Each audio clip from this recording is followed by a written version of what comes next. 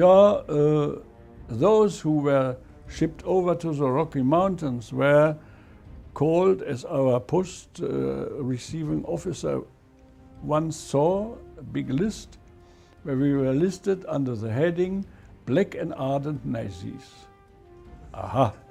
So we thought at our comrades around, this is one, that not. They had assembled all those who had written so-called letters for the censor. That means a letter which would never get through to our families, but where he opened his valve and was shedding abuse on the Allies. So what like that? Those ones. The escapers, autonomous-minded ones. They were all similar. Naughty ones. Yeah, the naughty ones. We're all there. Okay, so you were released a little bit later. Yeah, because of this, I was released a bit of later. We were even in Britain, while we were there, we were against international law. We were politically classified. There was a man who spoke German. In my case, it was a Czech, and who asked questions, and I was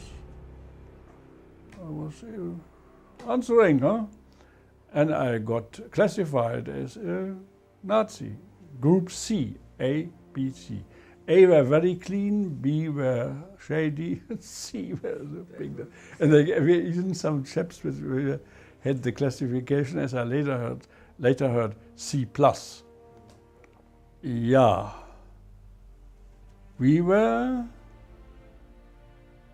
first, since we were in British hands, we had been released in a British camp in Germany, and that was Münsterlager, north of Hanover. And there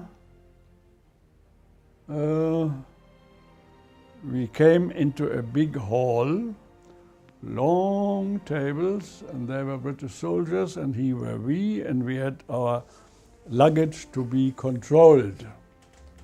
But they were very uninterested. Big chalk cross on my sea-sack, and not looked into. But I saw in the corner standing the rests and the trümmer, when you have destroyed furniture, stand all heaped up. And I said to one of the Britishers, "What is that?" "Ah," he said.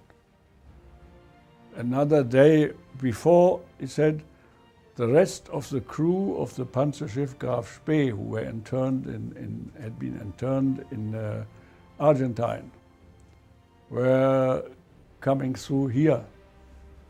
And they all were very well-to-do. They had a lot of things which they possessed. And we had Polish control soldiers on the other side, not us. And the Polish ones were starting to pull out things from these sailors, luggage, for themselves. And then one of the sailor superiors gave a pfeife signal, a pfeife through the fingers. And they jumped over the table onto the poles, and they were hitting them. And some of us stood in the rear, and we said to them, "Do what you want, but no debt." And so the rest of the furniture is standing there.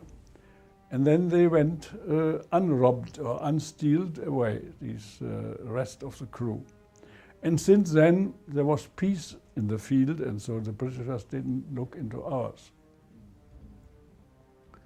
And then we came on a train, on a goods train, partly open wagons, partly with sliding doors. And the train was going very slowly. The rails were yet damaged, the bridges were damaged. So to the south, I was going to the south, to the American zone, where my engaged, was living there. And where we halted, the populace was streaming on our train, were beautifying it with twigs and with even flowers outside, and we thought at last that we were a victorious battalion coming home. So our populace was well in order then. And then we arrived in the American zone, and there at Dachau we were released again.